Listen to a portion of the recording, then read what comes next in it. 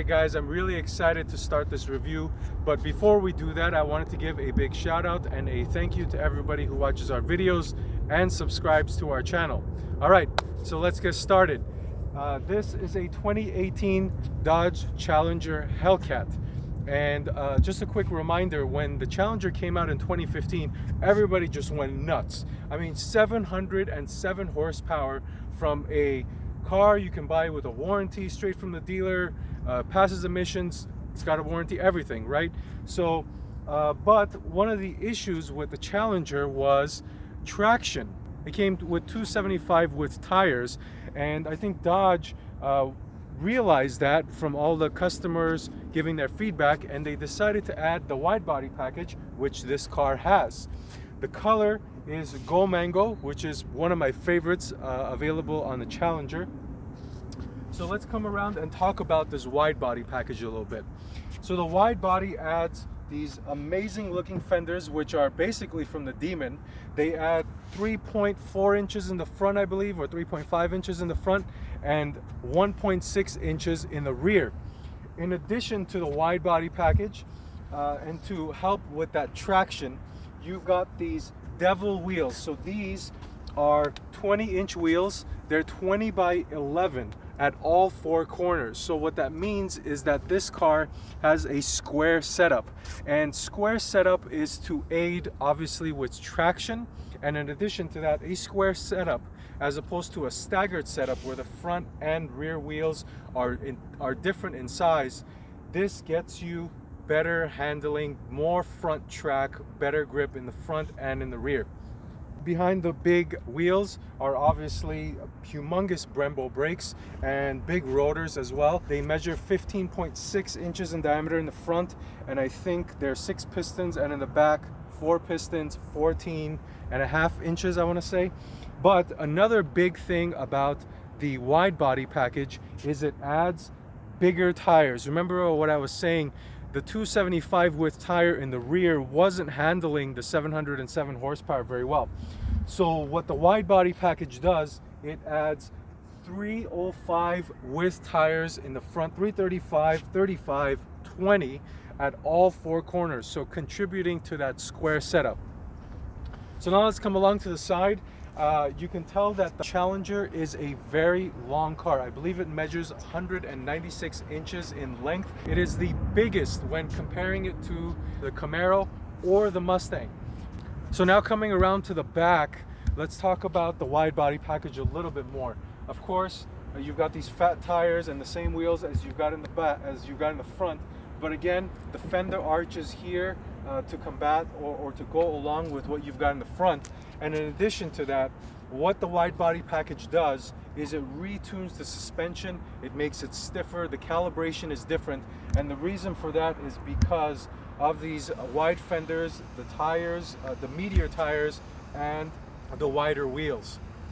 And now coming along to the back here, I want to talk about the rear end of this car a little bit, and I'm going to get a little subjective here, okay?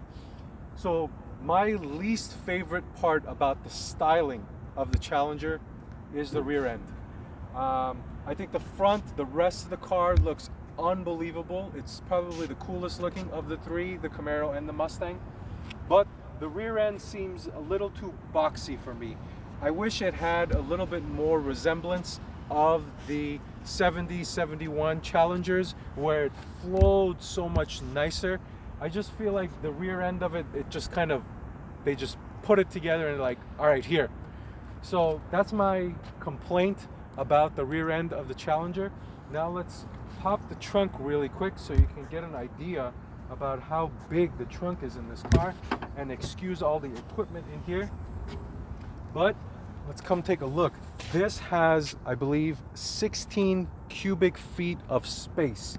Now, for perspective, a standard carry-on bag that you take to the airport with you, you put in your airplane, 1.43 cubic inches for that. So you take that, you divide that by 16, you get a whole lot of carry-on bags in this thing. And in addition to that, the rear seats also fold down, so you can get a whole bunch of stuff in this. It would be a great car to take on weekend trips, to put all your luggage in here, all your stuff, and just blast away for the weekend. Staying on the rear, it's very clever design.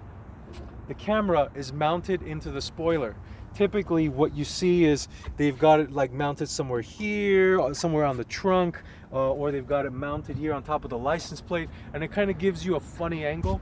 But with this, it's very clever because it gives you a nice angle from the top, and you get a full range of view when you're reversing with your backup camera. All right, so now we made it to the driver's side of the Hellcat Challenger, and I want to talk a little bit more about this wide body. But before I do that, the fuel cap filter, this is super cool. It's got a traditional, fuel cap door, unlike my Shelby GT350, which is a capless fuel tank. So that's cool if you're worried about somebody stealing your gas. And I don't know if you noticed that, this is a metal piece of this fuel tank. It's got a nice click to it when you close it. Now, going back to the wide body that I talked about, the wide body isn't all great, okay? It still adds 69 pounds over a skinny body or a narrow body Challenger. And some people might say, oh, who cares, this is already a heavy car. But it is what it is. I'm just giving you that piece of information. Now, one other thing about these wheels, these are, as I mentioned, 20 by 11 and 305 section tire. Interestingly, and you can confirm this for all you guys who are more familiar with the Challenger manufacturing process, and that is that when the Challenger is built, the factory does not have the ability to fit a tire wider than 275 section. So what they do is they put the regular wheels on it with 275 section tires. They kind of bust it up, they rough up the wheel as it's going through the build process, and then at the end of the production line, they take those wheels off, they put these 20-inch wheels on with the 305 section tire. So it's kind of funny, it seems like they never envisioned this wide body package. It just goes to show you that the manufacturing process didn't consider the wide body package. But anyway, I thought that was funny and I wanted to share that. All right, now let's open up the hood and take a look at this beast of an engine. The latch is down here. And I was having a little bit of issue trying to find where it was. I kind of was looking up here, but it's actually down here. And here is this monster of an engine. 6.2 liters of supercharged fury, okay? Hemi engine, everybody knows 707 horsepower. I don't want to touch it, the supercharger, because it's hot. 707 horsepower, 650 foot-pounds of torque.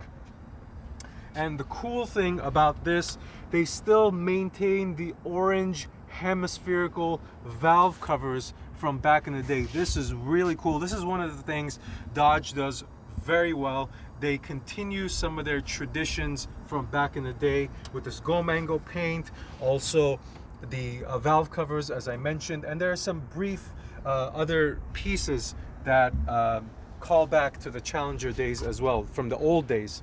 All right, a little bit more about this Hemi engine. The supercharger itself is 2.4 liters.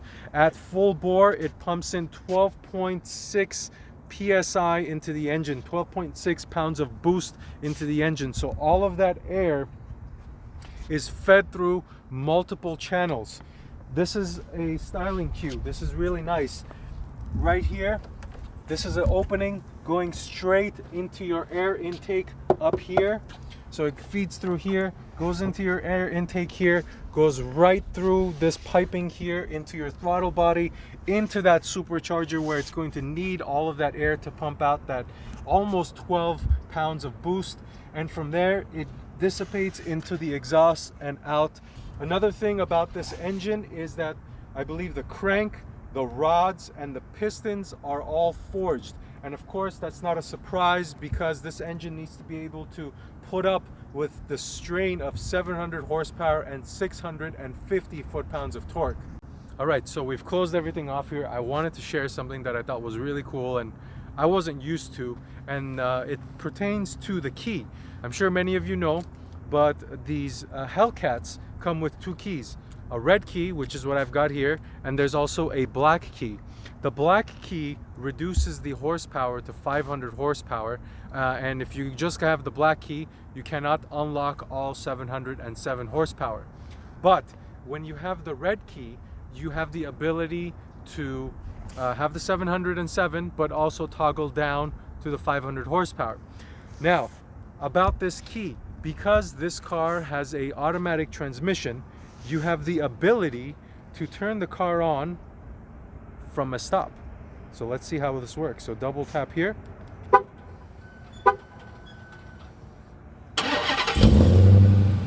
There you go. How cool is that? That's something that I was reminded of when I was looking at this key. And the reason for that is because I'm so used to driving the GT350 and the manual transmission. That would not be possible with a manual transmission. That is enabled because of the automatic transmission in the Hellcat. Alright guys, so you got a chance to hear that exhaust note of the Challenger, and you're going to hear it more in a little bit, but I wanted to establish or introduce a new segment of the car reviews that we're going to be doing, and that's going to be called Does It Sound Better Than a Shelby? Now, let me explain how this segment is going to go. I have a Shelby GT350. I think it's probably one of the better sounding V8 engines, V8 exhausts with that flat plane crank. What we're going to do is all the cars moving forward, or the performance oriented cars, much like this Challenger Hellcat, we will drive it on the same road as the Shelby and play the exhaust notes back to back. The Shelby exhaust followed by, in this case, the Challenger's exhaust, and then I will leave it up to you to comment and let me know which one you think sounds better. Hence, does it sound better than a Shelby? I hope you enjoy it.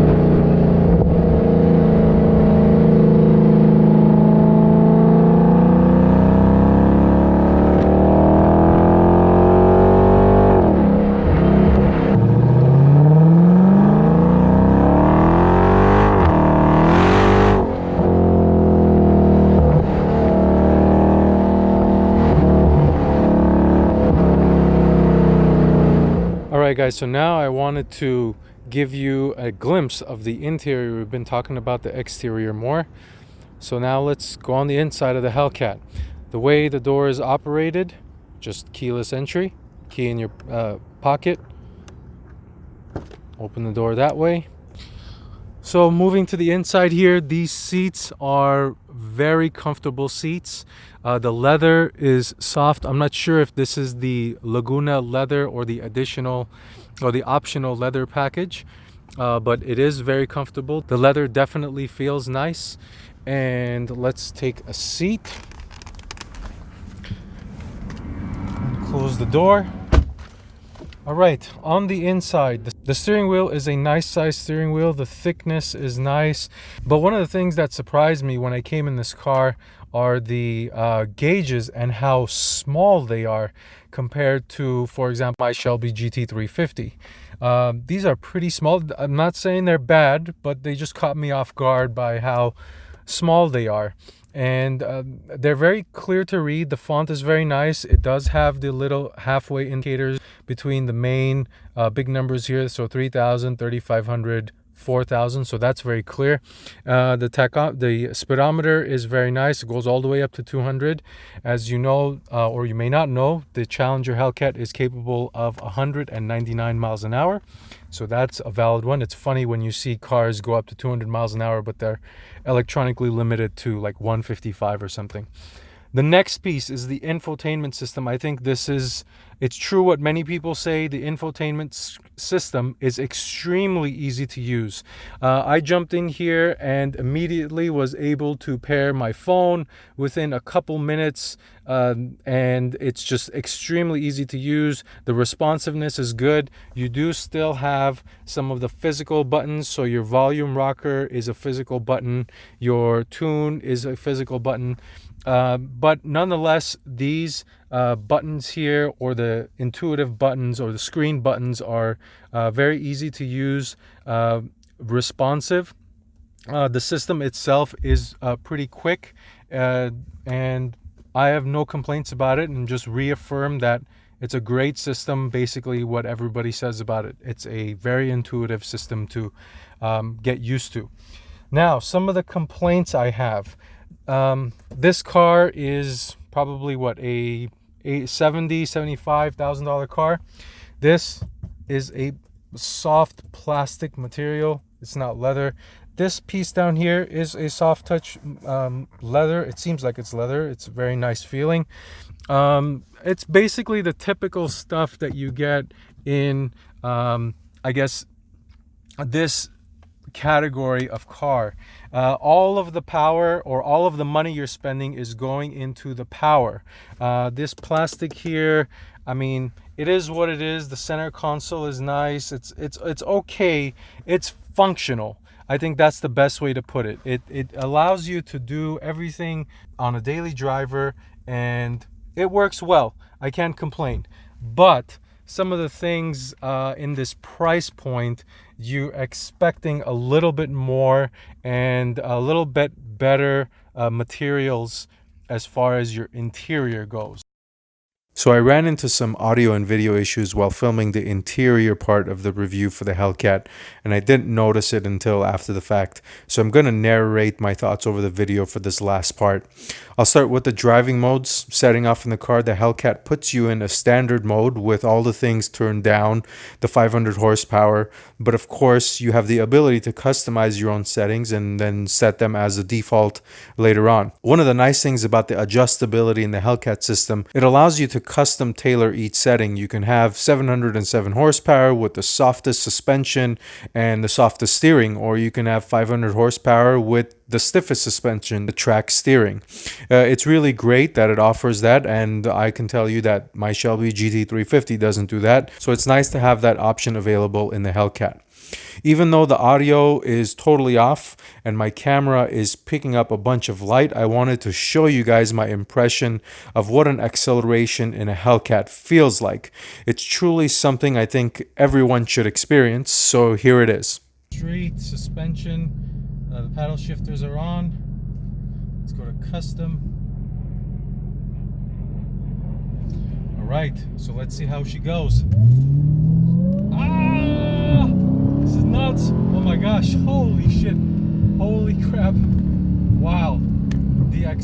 acceleration is mind-boggling. It's pretty crazy. Wow, I'm kind of lost of words immediately. And another pull here. Wow, I'm just taken aback. Just any type of throttle input just pushes you back in your seat. It's remarkable the amount of power this car has. So yeah, you can tell that it literally sucks the air out of you for a second. The acceleration is remarkable and like nothing I've ever felt. You just point, smash, and hold on and hope you make it. I've driven some fast cars before, faster than my Shelby GT350, but nothing comes close to the feel of acceleration the Hellcat has. Now, one complaint I did have was that I noticed some drone when I was coasting along like around 3,000 or 4,000 RPM, but it's not as severe as you guys might think. I'm just very sensitive to drone. Predictably, the Hellcat is extremely fast, but you already knew that, so I'm going to move on to how the car feels. Coming from a GT350, it's what I can relate to. The Hellcat feels somewhat disconnected, and for the lack of a better term, it's normal. When I drive my GT350, it feels like a sports car. I have to shift my own gears, the seats are more dialed in, I feel more connected to the experience. In the Hellcat, it feels like a normal car. Putting everything in street mode, the suspension is comfortable, the seats are wide, you have an automatic 8-speed that shifts like butter, and even the 707 horsepower feels normal if you're not mashing it. That's why I call it normal. If you listen to my original recording, you might have said I was totally bashing the Hellcat, but that was because I went in with an expectation or a fear, so to speak. That fear was the Hellcat would end up being boring. After the monstrous acceleration pulls and the loud exhausts, it would just feel ordinary, and my fear ended up coming true. It does feel ordinary after a certain point.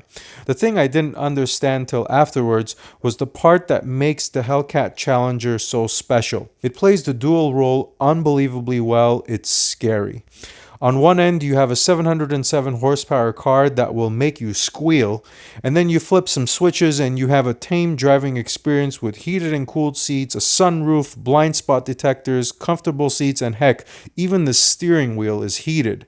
So in my opinion, the beauty of the Hellcat is just that, its ability to play on both sides of the fence.